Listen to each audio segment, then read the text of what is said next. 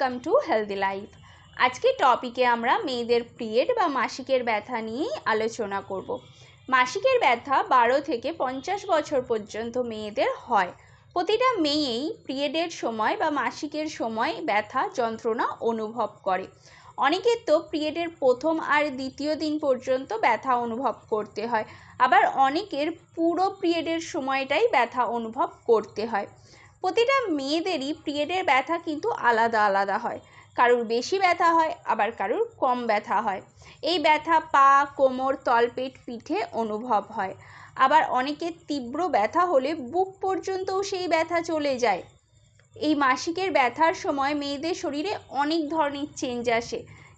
অনেকে খিটখিটে হয়ে যায়, বিরক্তিকর বোধ করে, অনেকে তো বমি বমি ভাবও আসে, আবার বমিও হয়ে যায়, মাথা ঘোরে। অনেকের ব্যথার জন্য তো অনেক সময় জ্বরও চলে আসে।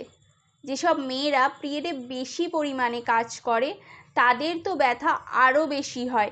এক্ষেত্রে কিন্তু পিরিয়ডের সময় বিশ্রাম নিতে হবে। তো আজকে আমাদের টপিকটা কি? যাদের পিরিয়ডের সময় নর্মাল ব্যথা হয় তারাও কিন্তু অনেক সময় ব্যথাকে কম করার জন্য ওষুধ খায়। আর এই ওষুধ খাওয়া শরীরের জন্য কতটা খারাপ তা প্রায় কম বেশি প্রত্যেকেই জানি আমরা। তাই পিরিয়ডের ব্যথাকে কম করতে কিছু ঘরোয়া পদ্ধতিও ফলো করা যেতে পারে। এই সহজ ঘরোয়া পদ্ধতি ফলো করলে পিরিয়ডের ব্যথাও কমবে, আবার শরীরে কোনো রকম নেগেটিভ এফেক্টও পড়বে না। এছাড়াও আমরা আজকের ভিডিওতে জানবো কোন সমস্যা বা কোন রোগ থাকলে পিরিয়ড ঠিক করে হয় না, কোন অবস্থায় ডাক্তার দেখাতে হবে। তাই পুরো ভিডিওটা দেখো। প্রথমে আমরা সহজ ঘরোয়া পদ্ধতিগুলো নিয়ে জেনে নিই, তারপরে বাকি জিনিস ডিসকাস করব। পিরিয়ডের ব্যথাকে কম করার জন্য আমি কিছু সহজ ঘরোয়া পদ্ধতিগুলোই বলবো। যেরকম ক্যামোমাইলের চা খেতে পারো। ক্যামোমাইল কিন্তু মাসিক সংক্রান্ত চক্রের সাথে জড়িত থাকা পেশিগুলির খিঁচুনি বা অন্যান্য উপসর্গকেও কম করার জন্য খুবই কার্যকর। তার জন্য পিরিয়ডের সময় ক্যামোমাইলের চা খেতে পারো। কি করে চা বানাবে? 2 চামচ ক্যামোমাইল ফুল নিতে হবে, আর 1 গ্লাস জল নিতে হবে, আর 8 চামচ মধু নিতে হবে। এবারে 1 গ্লাস জলে ক্যামোমাইল মিশিয়ে 5 থেকে 7 মিনিট রেখে দিতে হবে। তারপরে সেই জলটাকে ছেঁকে নিলেই চা তৈরি হয়ে যাবে। এর মধ্যে মধু মিশিয়ে মাসিকের সময় 2 থেকে 3 বার পান করতে পারো। এছাড়াও মাসিকের সময় গরম জলকে ব্যবহার করতে পারো। গরম জলে সেঁক নিতে পারো, আবার গরম জল দিয়ে মাজাটাকে ভালো করে ধুয়েও নিতে পারো। এতেও কিন্তু ব্যথা কমবে আর পিরিয়ড খুব ভালোভাবে ক্লিয়ারলি হয়ে যাবে। ম্যাসাজ করতে পারো। সর্ষের তেল, ক্যাস্টর অয়েল, নারকেল তেল, তিলের তেলকে একসাথে মিশিয়ে যে কোনো এসেন্স অয়েল তাতে কয়েক ফোঁটা দিয়ে ভালো করে মিশিয়ে নিয়ে সেই মিশানো তেলটাকে হালকা ফুটিয়ে পেটে, পিঠে, পায়ে ভালো করে ম্যাসাজ করতে পারো। এরপরে গরম জলে স্নান করেও নিতে পারো।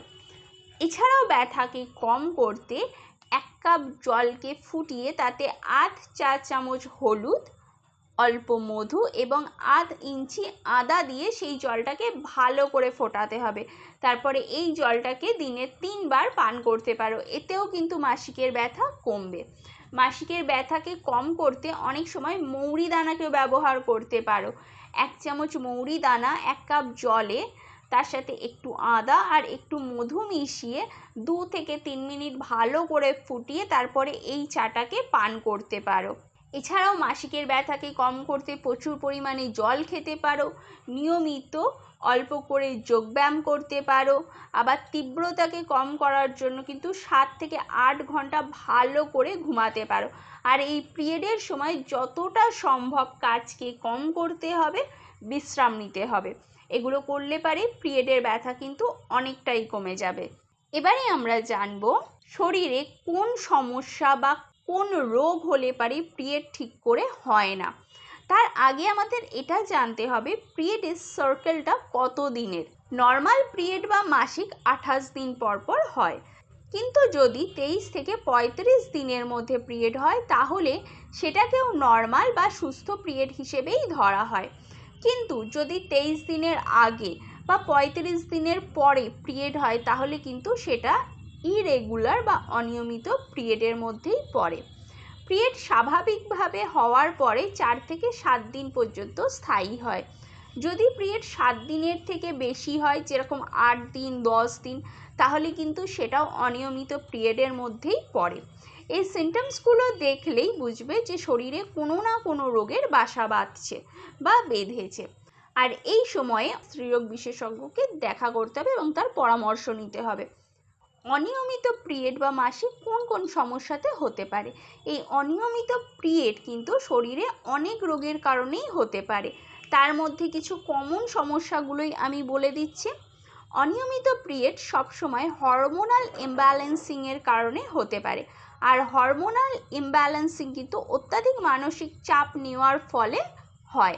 আজকাল ব্যস্ত জীবনে সমস্যার কারণে মেয়েরাও অত্যাধিক চিন্তা করে, আর এই চিন্তা করার ফলেই শরীরে হরমোন ঠিক করে রিলিজ হয় না। আবার অনেকের তো অত্যাধিক পরিমাণেও হরমোনের রিলিজ হয়, আর এই হরমোনের ইমব্যালেন্সিংয়ের কারণেই কিন্তু অনিয়মিত পিরিয়ডের সমস্যা শুরু হয়। অনেক সময় হঠাৎ করে শরীরের যদি ওজন বেড়ে যায় বা শরীরের যদি অত্যাধিক ওজন কমে যায়, তাহলেও কিন্তু পিরিয়ড ঠিক করে হয় না।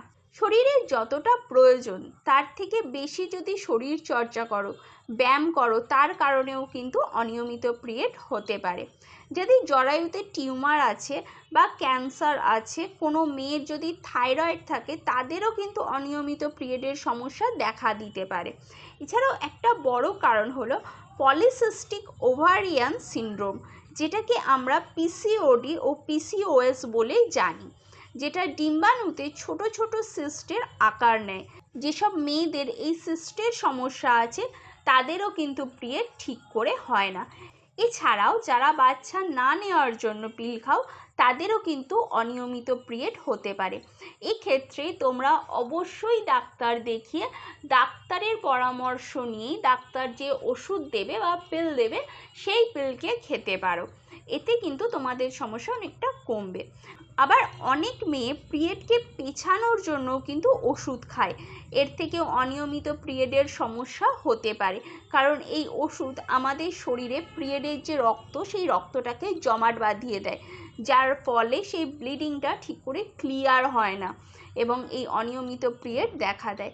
এছাড়াও আরও কিন্তু অনেক কারণ আছে এই অনিয়মিত পিরিয়ড সমস্যার জন্য। এবার আমরা জানবো অনিয়মিত পিরিয়ড হলে কোন কোন সমস্যা হয়। যদি অনিয়মিত পিরিয়ড হয় তাহলে এক মাসে হয়তো রক্তপাত বেশি হতে পারে, আবার এক মাসে হয়তো রক্তপাত কম হতে পারে, যার ফলে শরীরে অনেক ধরনের প্রবলেম দেখা দিতে পারে।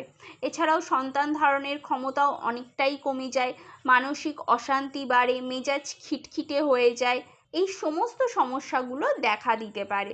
এই অনিয়মিত পিরিয়ডে ডাক্তারের কাছে যাওয়া ছাড়াও আরও কী কী খেয়াল রাখতে হবে বা মেনে চলতে হবে, যেরকম মানসিক চাপ মুক্ত থাকতে হবে, ওজনকে নিয়ন্ত্রণে রাখতে হবে, প্রতিদিন ব্যায়াম করতে হবে, তবে যেন সেটা অতিরিক্ত না হয়, স্বাস্থ্যকর জীবনযাপন করতে হবে, পুষ্টিকর খাবার খেতে হবে, যে খাবারগুলো অ্যান্টিঅক্সিডেন্ট সমৃদ্ধ সেই সমস্ত খাবারকে খেতে হবে।